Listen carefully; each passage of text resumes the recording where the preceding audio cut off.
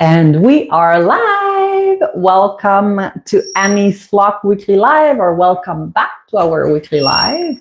My name is Annie, and today I'm doing this live with Miss Lucy, my 8-year-old Indian ringneck. The topic that was chosen from my Instagram poll and my YouTube poll is how to deal with an aggressive bird or parrot.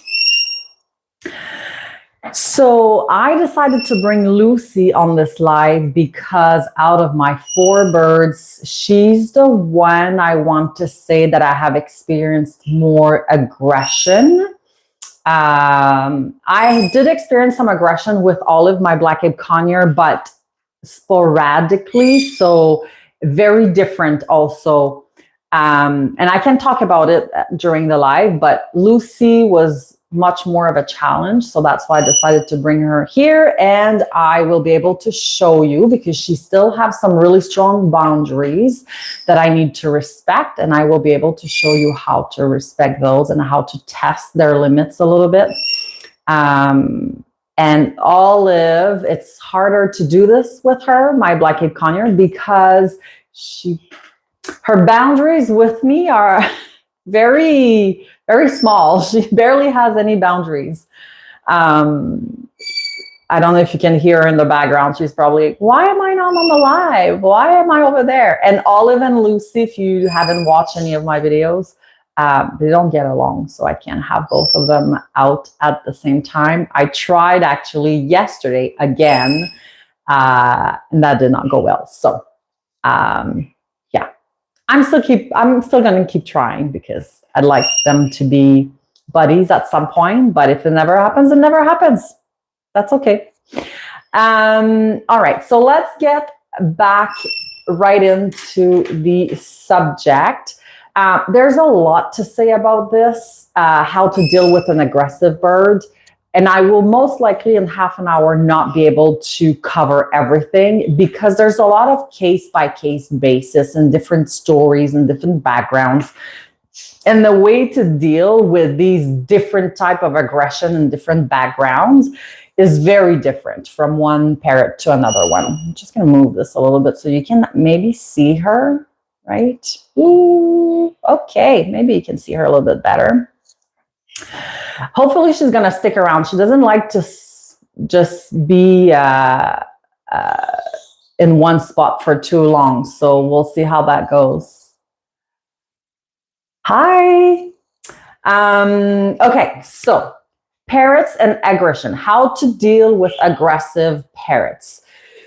So first thing is there's different storyline or different situation, and you have to deal differently with all of these. So if I look at, and I have notes here so I don't forget, but do you know the background of your parrot?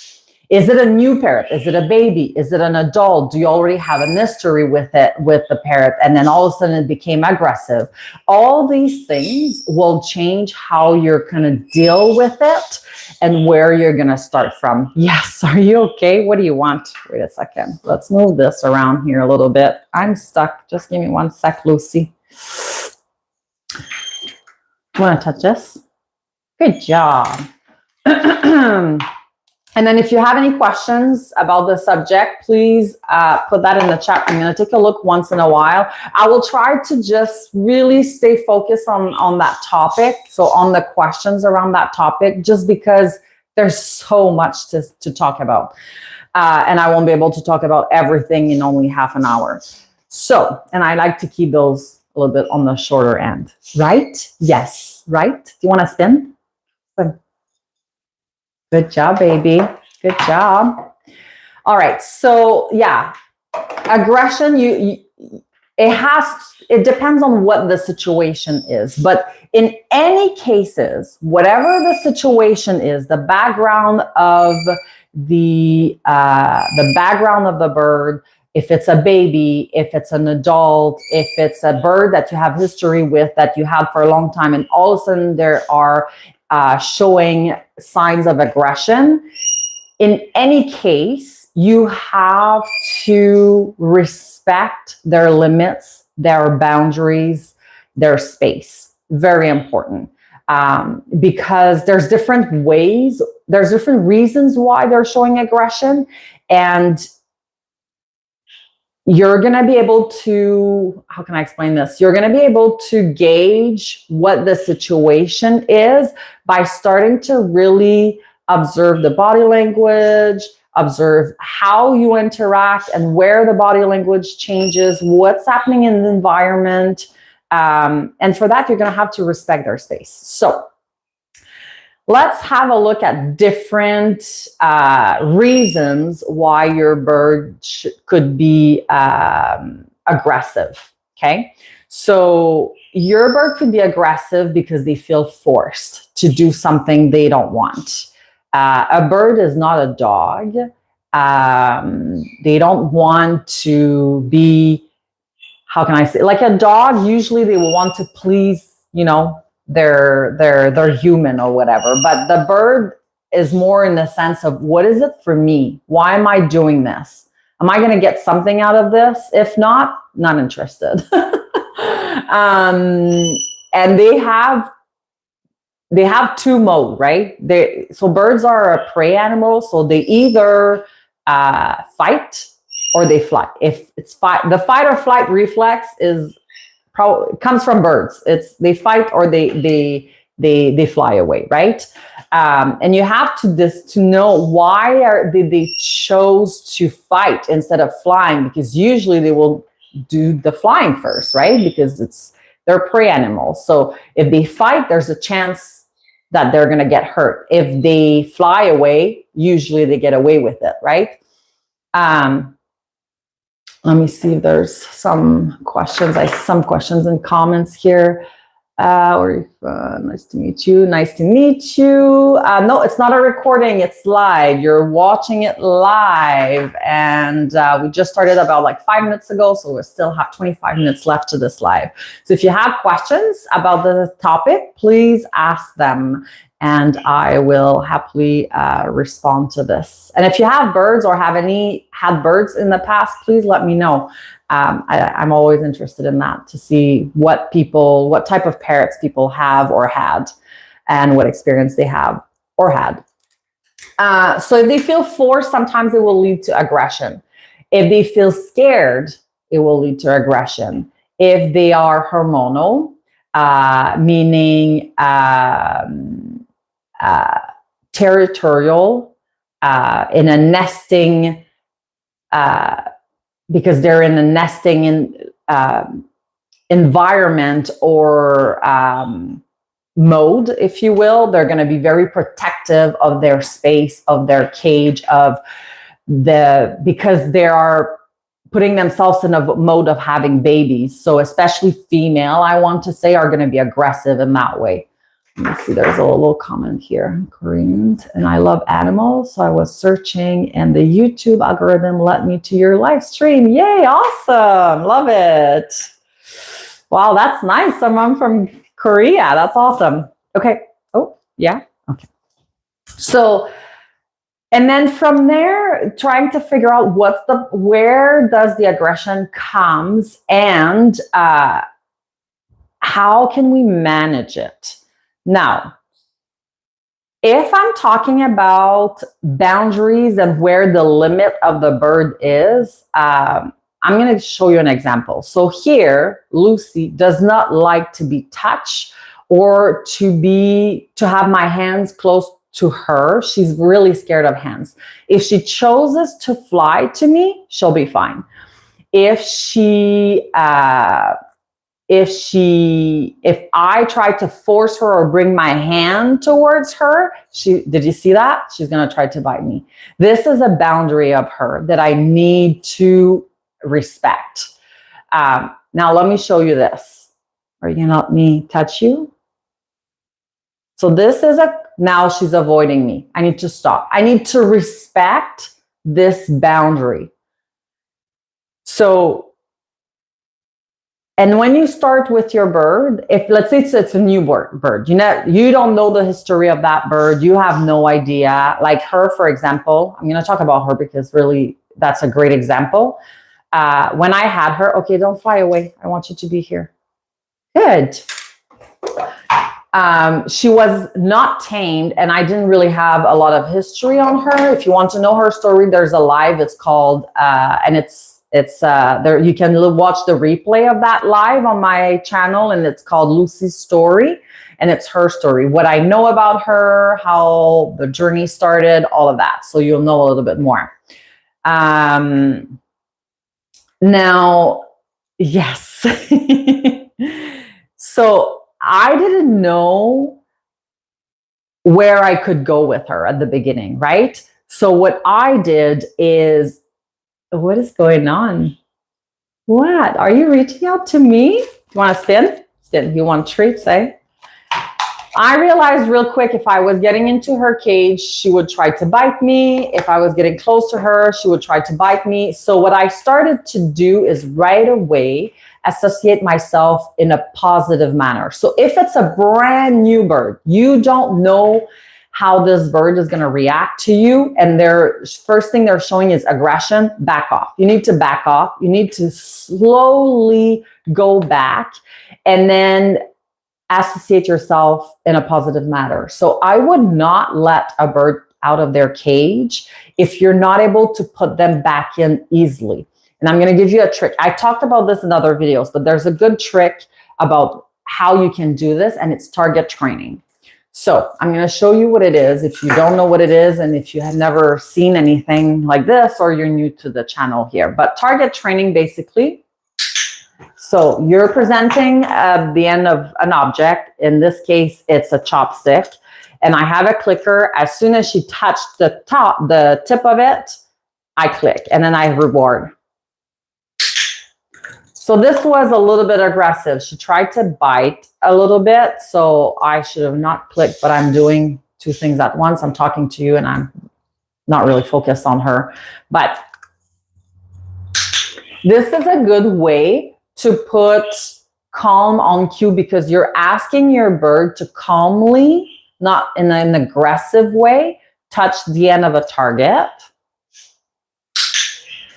And then you're rewarding.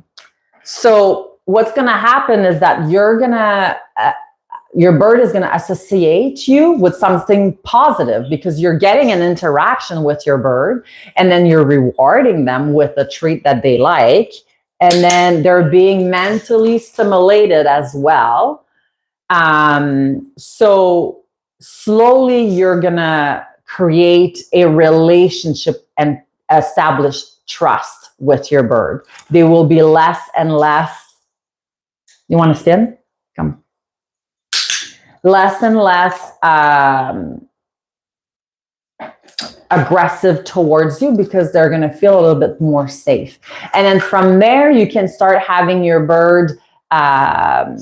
She's really in training mode right now. You want to spin? Good job.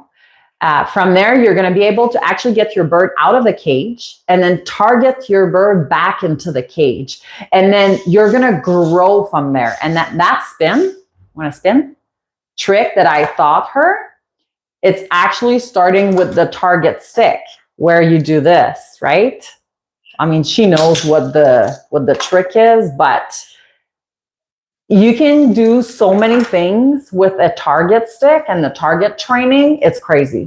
And it really establishes a relationship. And from there, you're going to be able to really transform from aggression to this, for example. Having said that, I still need to respect her boundaries. She's terrified of hands. But if I recall her now, this took a long time. But let's see.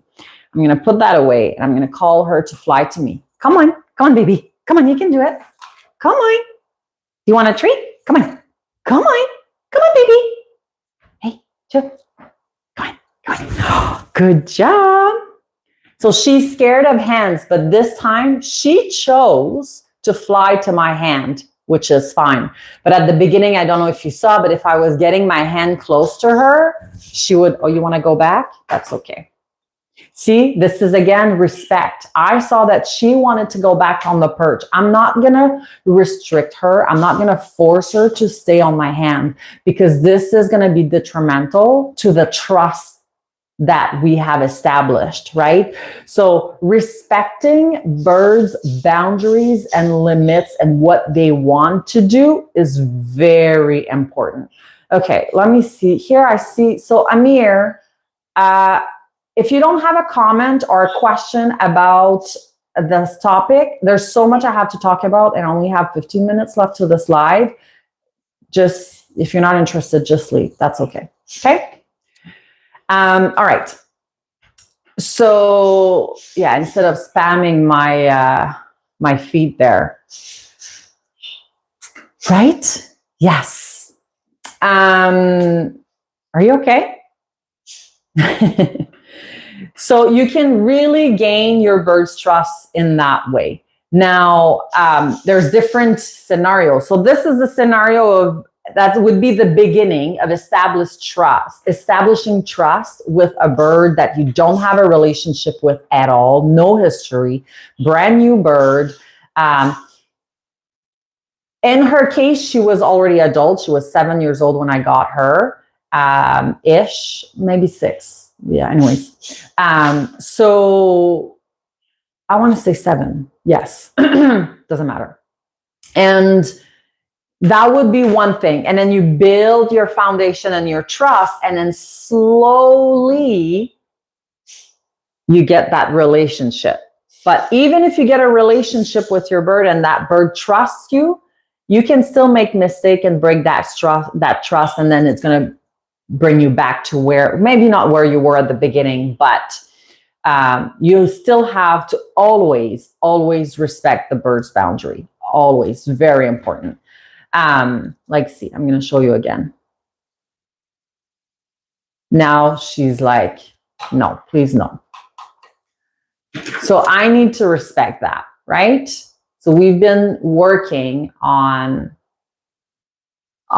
me trying to give her some head scratches. She doesn't really like that, which is fine.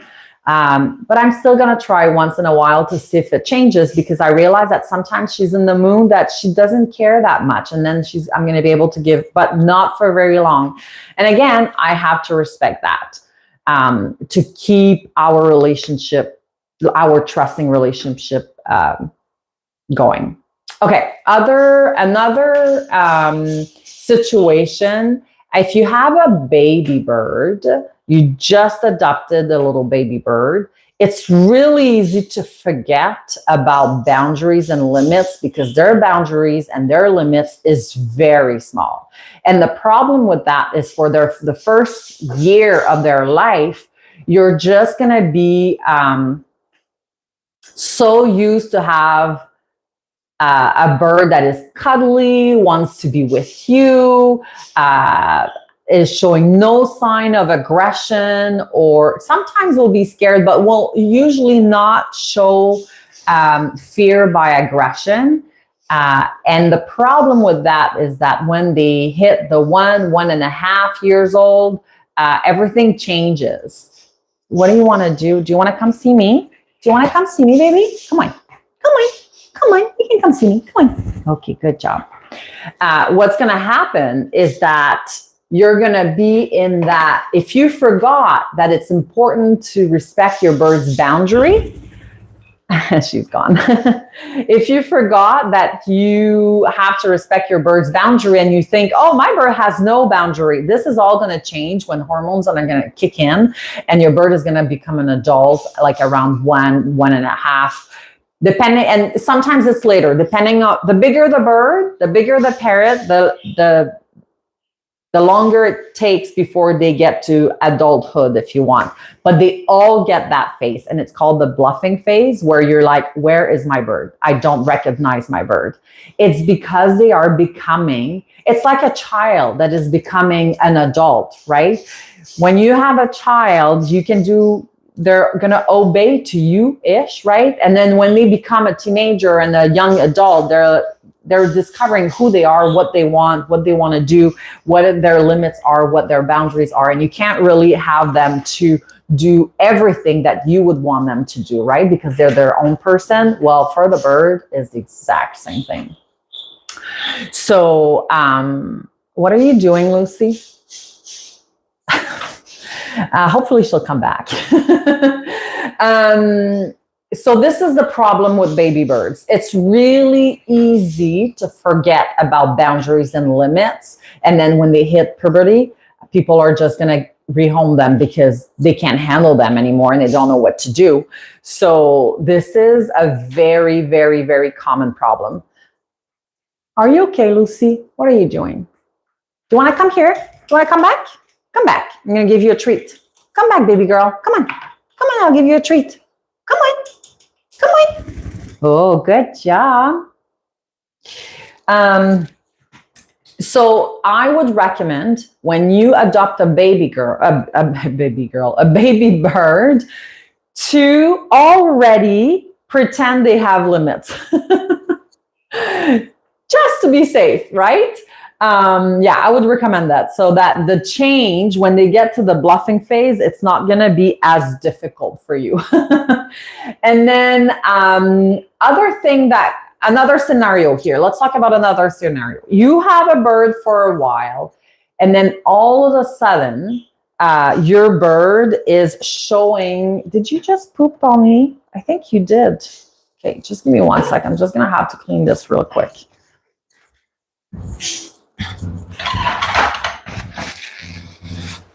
Okay, I'm back.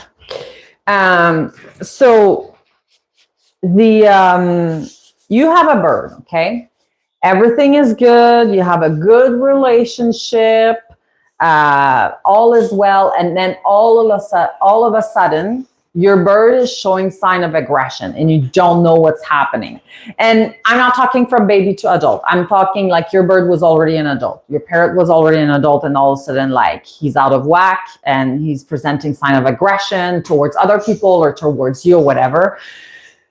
There are different, and it's hard to generalize in these situations because there are so many different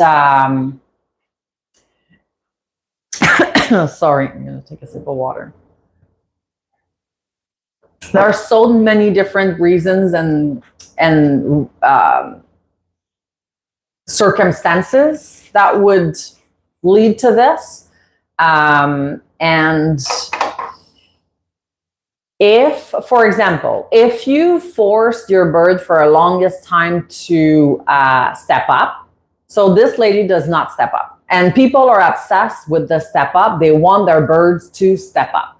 I can tell you that smaller birds, I want to say like Indian ringneck, and like between a parrotlet or budgie to an Indian ringneck, people tend to ask them to step up. And these birds, they usually would prefer to fly to you instead of stepping up. And again, it's because they're prey animals. It's easier for them. They feel more secure if they fly to you because they're already in a flight. So if they feel in danger, they can just fly away, right? But, oh, okay, I know. Nico, you just step on your poop, baby girl. Come here. Or here. Okay, come on. Come on, baby. Come on. Come on, come see me. Oh, no, I'm not going to take you now. Okay. Oh, see, she doesn't like the... Okay. That's you want birds? They poop everywhere, just saying. So you have to clean poop all the time. What were we saying? What were we saying, Lucy? Huh? Yes. Okay, so most of the smaller species of birds, they don't like to step up. They prefer to fly to you, okay? And that's okay. Lucy here, she does not step up. My budgies, they do not step up. They fly to me. My conure, she does step up. It's fine. But the other ones, they don't. And I'm not forcing this. I mean, I could spend time and energy to train them. Sometimes I'll do it with Lucy and then it's going to work. And then if I stop, then it won't anymore, right? But they don't really like to do that. So I don't want to force them to do something that they don't like, because again, that over time will lead to aggression. The other thing that can lead to aggression over time, and then all of a sudden you say, my bird is super aggressive all of a sudden. Well, it probably was showing sign before that you ignored, and now the bird went from, I'm showing you sign that I don't like what you're doing, that I'm scared, that I'm annoyed, and you are not listening. And the only way I can have you to back off and leave me alone is by biting you. So after a while, they will stop showing sign and they will go straight to biting. Because what's the point? Why am I going to spend all that time to show you signs that I don't like this? I'm scared. I'm uncomfortable. If you're not going to listen, I'm just going to bite you right away, and then you'll back off, and I'll have what I'm looking for, right? So this is another thing. So forcing your bird to do things can be very detrimental, and it's really hard to reverse that. It's not impossible, but it takes a lot of work, because it's over time, right? How old? She's 8 years old. She's an Indian ringneck. I'm going to move her around so you can see her a little bit more. She's just, there you go. She's 8 years old. Lucy, my little Indian ringneck. 8 years old-ish. She's a rescue, so I don't have her. The owner said when I got her that she was about 7. So, and it's been like a year ago. Was it a year ago? She's going to be 9, I think. I think she's more towards 9 now, because it's going to turn 2 years together, baby girl, in December. So I want to say she's closer to 9 now.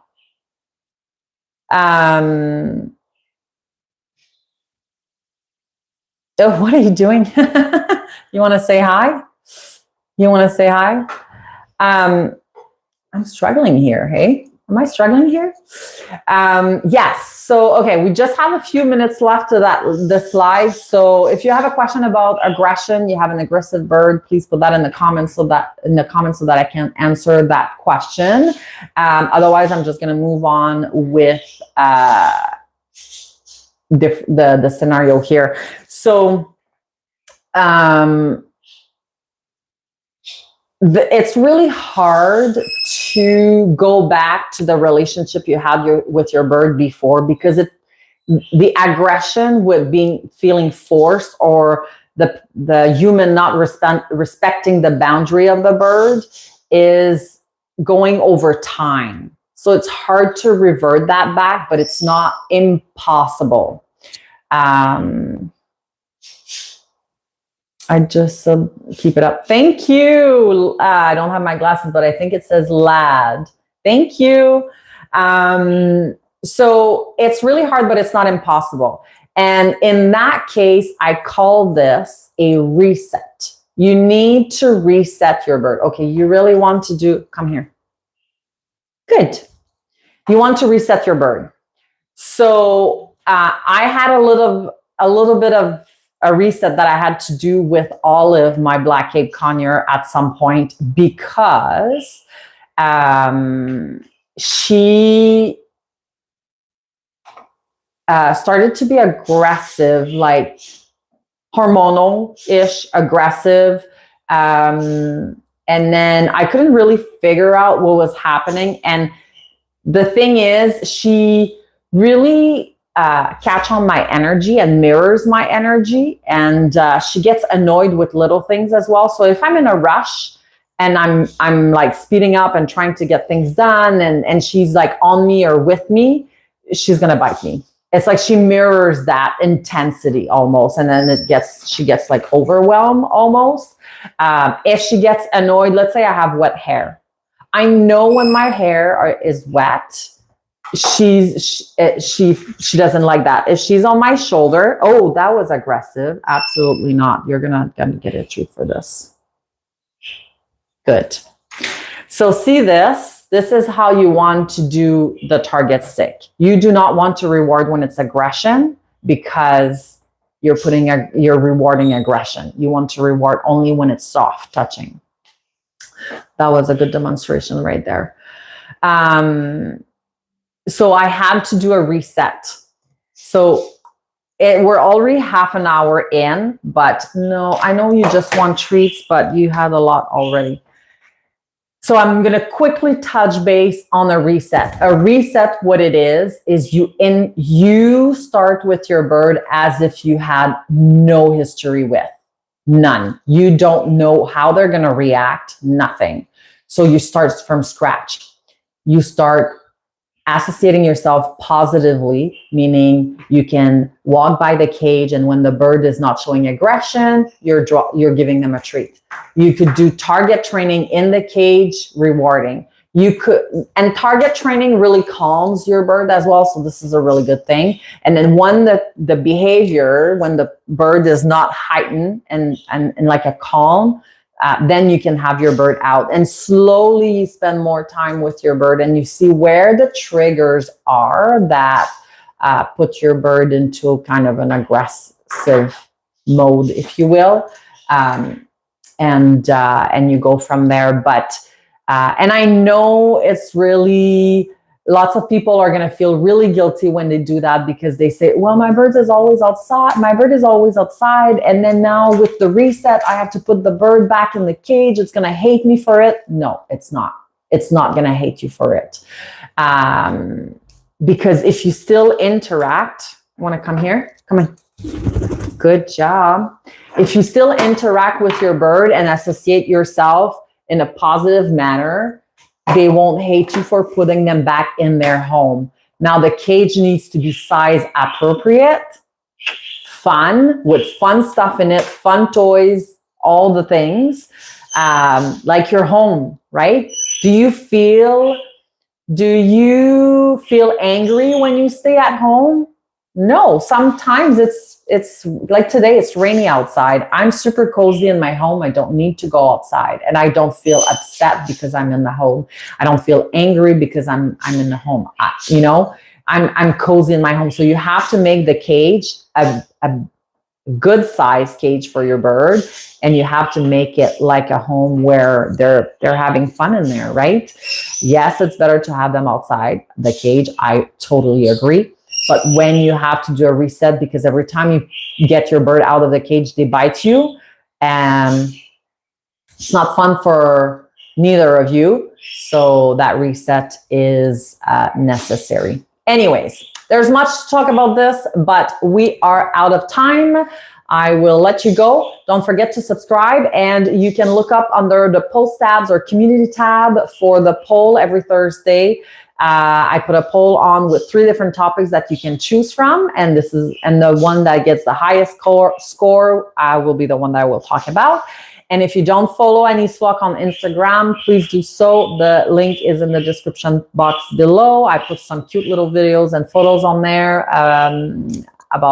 with all my flock, and I put the same poll in my Instagram story as well. So have a great week, and I will see you next Saturday. Bye.